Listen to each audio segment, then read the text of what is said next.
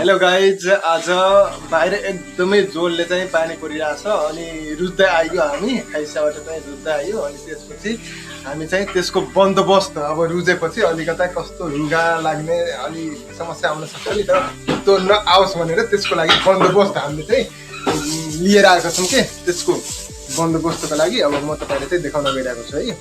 आजको बन्दोबस्त है, ट्याकको खुट्टा छ है, खुट्टा लगाइयो, त्यसपछि यो मासु अनि यो भित्रको मासु है, यो चाहिँ बाहिरको मासु अनि यो चाहिँ भित्रको मासु। ट्याकको 3टा आइटम लिएर आइयो। अनि अब म चाहिँ ट्याकको प्याज काट्न गइरहेको छु अनि साथी चाहिँ उता चाहिँ भाडा मार्दैछन् है।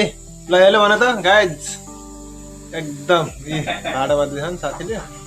अनि यता म चाहिँ यता अब प्याज काट्छु अनि मासु बनाउँछु, काट्छु अनि त्यसपछि पकाउँछु है। पकाएपछि हेर्नु होला है त, अनि त्यसपछि खाने हो कि मजाले दबाउने आज।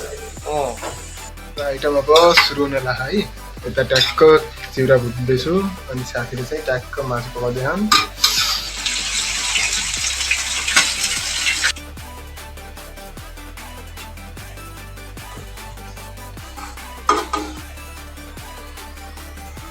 फाइनल्ली आजको सेड्युल अनुसारको हाम्रो मेनु चाहिँ तयार भइसकेको छ है। म तपाईँहरूलाई चाहिँ देखाउन गइरहेको छु मेनु। अरू पस्किसकेको छौँ है। अरू ट्याकको ल है, यति अब खाएपछि त अब रुगा आउँदैन होला नि, होइन सन्तोष सर? ल गाइज है, आजको दिन एकदम शुभ होस्, सबैमा शुभकामना छ है। By by, happy rainy season day.